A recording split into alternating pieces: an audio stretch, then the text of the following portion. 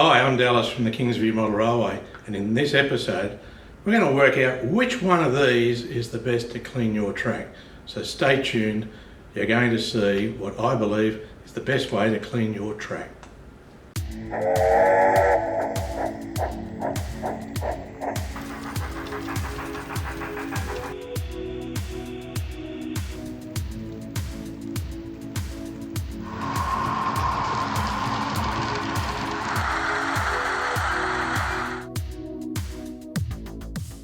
Well, to get started, this is the Kingsview Model Railway.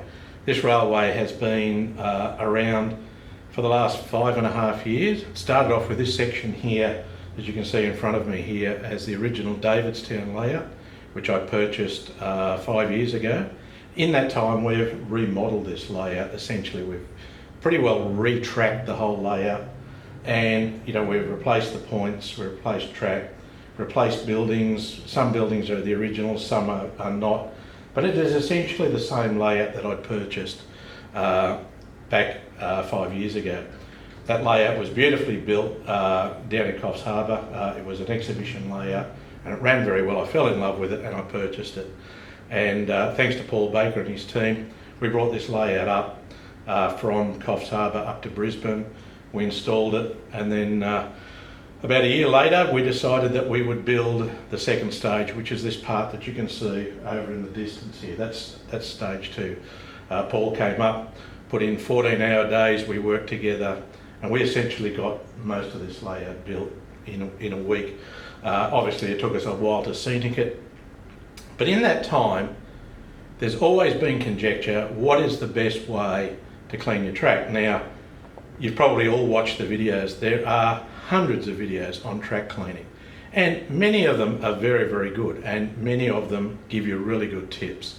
But at the end of the day, what works for you is the key. And this video is not about saying this is the definitive way to clean your track. What we're going to put forward in this video is a way to clean your track that will give you minimum problems, and the way in which we've worked this out is to trial all the products. So rather than just saying this product works best, this product doesn't, we've trialed all the products, and there's a couple of standout products. Now, there's issues with cleaning track that you have to be really careful of, and one is traction tyres. Some of these locomotives, not this one particular, but some locomotives have traction tyres on the driving wheels. Now, if you put an oil-based cleaner on your track, unless it's extremely thin, you're going to have troubles with these tyres, because once the rubber gets the oil into the tyre, you can expect traction problems. Now, this layout is essentially flat. It only has a couple of grades, which you can see here. Up across the back here, there's a bridge here. Now, in the testing of the track cleaners that I've used, when I did some original oil-based cleaning up there, even the locos with clean nickel-based wheels or brass-based wheels would just slide their way, and they would stop just before the bridge over here. So that cleaner clearly doesn't work for keeping your wheels clean if you have a grade. So for my thinking is, if you've got a grade, you have to steer clear of oil-based cleaners. Now, there's a lot of conjecture about using isopropyl or using WD-40 or using Inox and some of these other brands. Now, they all work to some extent, but I'd caution against WD-40. It does have some water in WD-40, so you have to be careful with the water content in any one of your cleaners. I've tried Inox, it works pretty well, but you have to be careful how much you put on, and that is the key. So in this video, we're going to explore the different types and how we apply them here and how we do it. Many would be familiar with the brass tankers that you can get, that you can fill up here with isopropyl alcohol. These work quite well, and for general running around and cleaning, they work really well, unless you've put some kind of coating or cleaner on the track first, because as soon as you put the isopropyl in, it being a fairly aggressive cleaner, it's just going to strip it straight off. And you can see here, I'll just bring this up to the camera here, you can see how much dirt there is on this little felt pad. And that comes from running around and cleaning the track with isopropyl in the tanker. Now I use this sparingly, but I do run it around and I use it once a year. I just tow it around behind a large diesel locomotive, tow it around all of the tracks, and that's generally what you get. It's not too bad. I like to keep my tracks fairly clean. But one of the things we want to talk about here is the difference between clean track and tarnished track. Now, even if your track is tarnished, it doesn't mean that it's not clean. Nickel will tarnish. It's very difficult to find a product that will stop nickel from tarnishing. I've tried nearly every product that's out there, and with almost no exceptions, I haven't really found a product that you can use that will stop the wheels, stop the track from tarnishing. But one of the things that I believe is the key to keeping your track really clean is rolling stock. Now I'm just going to grab a piece here. I'll just grab this garbage van from over here, I'll bring it over. And you can see here, these wheels are shiny. Now, there's an old saying, cleanliness is next to godliness. Now, I don't want to make this a religious broadcast, but when it comes to track, cleanliness is the key of your wheels on every piece of rolling stock. Every piece must be clean. And I have a policy where I take all of my rolling stock off, and that's this month in December, and I clean all of the wheels religiously. So I get in a pasta. No, I don't get in a pasta. I just clean the wheels, and coming up you'll see exactly how I clean the wheels. And by cleaning the wheels and putting them back on clean track, you reduce the opportunity for dirt to be spread around the track by the wheels. And at the end of the day, it's one of the only places that dirt can be introduced. Now you will get a little bit of fallout, from a dusty room. This room particularly is relatively well sealed. I don't get a lot of impact from airborne dirt in this room. I've got it pretty well positively pressurised with the air conditioner on the wall behind, and I've got fans and whatever, and it's not a particularly dusty environment, but you do get a little bit of dust. So every 6 months I vacuum all of the track with a Dyson vacuum cleaner. I just run around, I grab it like this, just step out of camera, grab it here, got my Dyson vacuum here, and just run it around like this.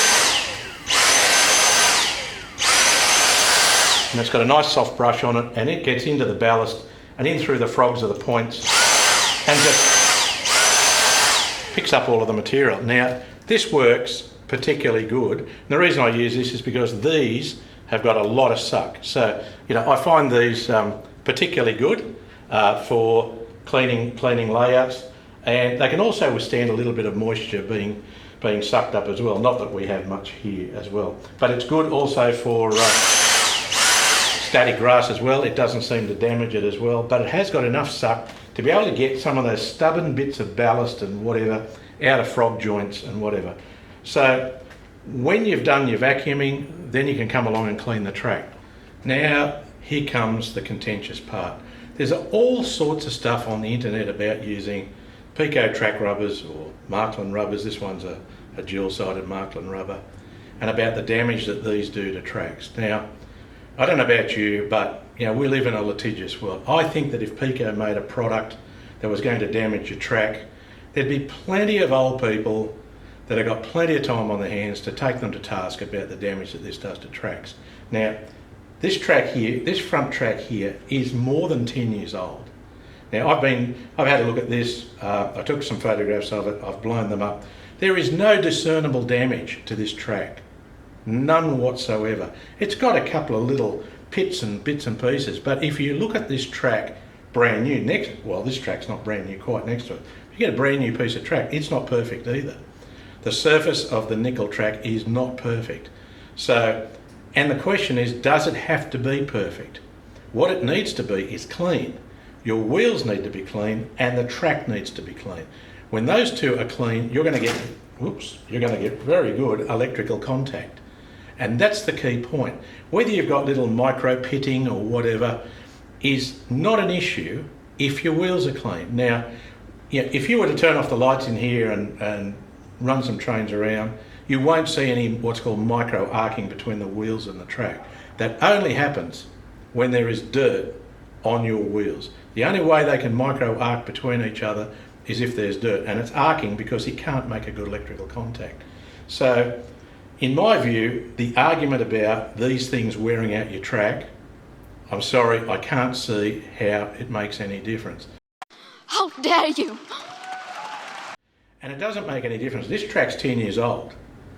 I use it nearly every day. This track was used as an exhibition layout 5 years before I bought it. I can't see any discernible wear on it.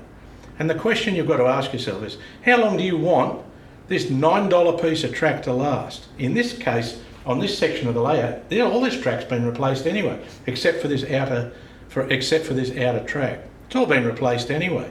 The very chance of your track on your layout lasting you more than 10 or 15 years is just, I think, is a very, very small risk to take. Now, at the end of the day, all I do, I don't get on there and scrub the hell out of the track, because if you scrub the hell out of the track, you are going to increase the wear. One simple pass is all it takes, just like that. Once up and once back. If your track is maintained and kept clean, that's all it needs. Now, you can use the Pico one, or you can use the Markland one. I think the Markland one's a little bit finer, but you know, sometimes it needs a little bit more to actually get the rail shiny.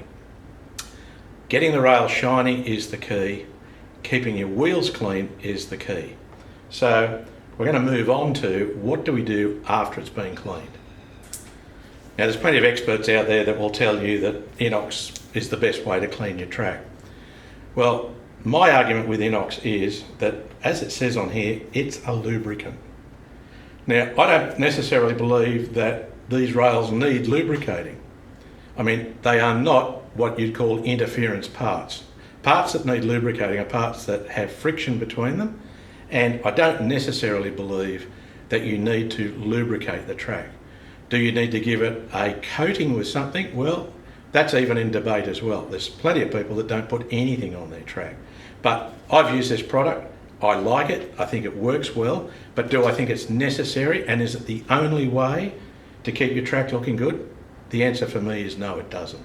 Because I've used this on the layout. Does it keep the track shiny? No, it doesn't. And in some places, like on the rise up the top here, if I use this, even the most sparingly small amount, and run a couple of cars around, I'll get track slippage because, again, it's a lubricant. Let's talk WD-40. This thing fixes everything, but it only fixes things that are broken. Now, some people swear by WD-40, spray it onto a rag, run it around the track. Again, the core component of this, from memory, I think, is fish oil. So spraying this underneath your four-wheel drive to keep it looking shiny, sure. Would I use it on the track?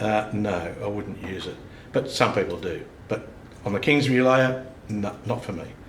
Now, there is a WD product that I actually do like, and that is the green one's called WD-40 Specialist Contact Cleaner, and it's fast drying. Where this is a good product is that this will clean and leave no residue. So you can come up to a frog point here, give it a squirt like that, and leave it a couple of seconds, and it will actually clean the top of the track, and it will then just evaporate, and it's actually quite a good product. If you've got an electrical contact problem, it's the WD Contact Cleaner, and it's the green one like that. Just get it into focus. It's the green one. It's actually a really good product. So I do like this one, and I do use this one quite a bit. But sometimes point contact problems are not because of electrical problems. So we'll talk about, in the next part of the video, so I'm just cutting my head off there. In the next part of the video, we'll talk about electrical point contact problems. Okay, now let's talk electrical contacting with points. As you know, points, in this particular case, we've used Insul frog points on the layout. That's where at the frog here, there's actually a plastic piece which stops this rail and this rail from shorting out. But equally, this rail here, which is here on both sides here, has to conduct electricity for the train or the loco to be able to go and traverse through the point. Now, without making a little modification at this point, that electrical contact has to come through the contact patch here between the point blade and the side of the track. Now, if that gets a little bit of dirt in there, there's a good chance that this part of the track won't be alive. But Pico have thought about that. And if you actually have a look here at a Pico point, you can see there's the frogs there. But across the back here, they've actually put this here, they've actually set this up so that you can solder two little wires across from the main line, from the main points across to the check rails into the centre here. And now in this case here, I've used some very fine wire and I've soldered a piece between the inners and the outers on both sides, so that when you lay this, you can't even see this. Once you've ballasted it, you can't even see this little brass wire. But what that does is ensure that you've got electrical conductivity between this rail and this rail, and this rail and that rail. And that stops 99% of the problems that you ever have with electrical conductivity on an insul frog point. Now let's take a look at how I clean the wheels on my locomotives. This is not the definitive method of cleaning locomotive and rolling stock wheels, but this is how I do it. Now whether it's right or wrong, I don't know, but this is how I do it. So let's take a look. 1 minute later. So what I do with my wheels is I use a simple Dremel, handheld Dremel like this, and I've got a small wire brush on here.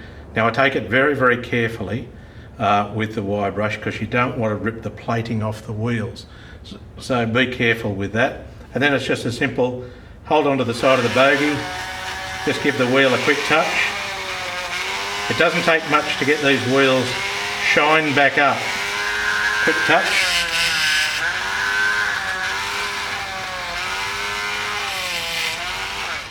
Turn it off, they spin for a while. I'll put a bit of lube on these in a sec. But you can see here, you know, they're lovely and shiny now, and when that goes back on, clean wheels on clean track is the key. So you can see that's the way I clean my wheels. You've got to be careful using a Dremel with a wire brush, just to make sure that you don't press too hard and rip the nickel plating off your wheels. Now I just go very lightly and just quickly around. Given that my wheels are not too dirty, they only need a very minor touch up to keep them looking really good. So again, the way I look at it, for me on this layout, thanks Jason down at the escarpment in Canberra, you put me onto Deox ID, Deox IT Gold G5. I've found it to be a great product. I know you use it on your layout, it's done a great job. So for me, sparingly used on the layout every 6 months, that's how I'm keeping the track clean on the Kingsview Model Railway. Now, no doubt, you know, people will have plenty of opinions on how to do it. As I said before, right at the start, I steer clear of oil-based lubricant cleaners. I just don't think that they're a good match for model railways where you have any inclines at all. And the concept of using a lubricant on the track rather than a coating product, to me, just doesn't make any sense. Now, there'll be people, no doubt, they've got their reasons for using it, and they come up with all sorts of good reasons. But the reality is, lubricant, as I said, is designed for strong meshing metals that need to be lubricated to stop heat and to stop destruction of the two metals. That's not what's going on a model railway. You've just got simple metal wheels running over a track. So for me, the takeouts on this are clean your wheels, clean them regularly. I do mine every 12 months. They don't get all that dirty anyway, but I clean them every 12 months. Give the track a run over with your favourite track rubber or cork or bits of board or whatever you want to use. I would never use sandpaper at any grade or not, because even the finest grade wet and dry is much, much more abrasive than any track rubber you'll find. So again, run over with your track rubber of choice, and then you use a product like Deox ID, or if you must, use Inox as well. But again, it's a lubricant, so just be careful. If you've got any inclines, you might have some trouble with that. And for regular in-between cleaning, if you use a tanker with isopropyl alcohol in it, you're going to rip this cleaner straight off the track, or this coating off the track with the ISO, because that's what it's designed to do. So if you don't have any coating on your track and you don't want to put any coating, the ISO is okay, but always use 100% isopropyl alcohol, because the ones that are 90% or 60% or 70%, I've got a can there, I just noticed, it's only 60% isopropyl alcohol and 40% hydrocarbons. Now, I don't know what's in those hydrocarbons. They may very well be water-based, and you don't really want to introduce any water-based cleaning fluids or lubricants on your layout. Water and model railways really doesn't go together. The only place you want to have water is over in that lake over there. That's the only place you want to have it. You don't want it on your lovely clean tracks. So for me, Deoxide D, again, thanks Jason, you put me onto this. It's worked for me, it's worked really well. So I hope you've enjoyed this video. I don't want to upset anybody with debunking any of their models or methods for cleaning track. But what works for me is this product, sparingly used. I think it's a great product, and bye for now. Have a great Christmas, and I hope you enjoyed this video.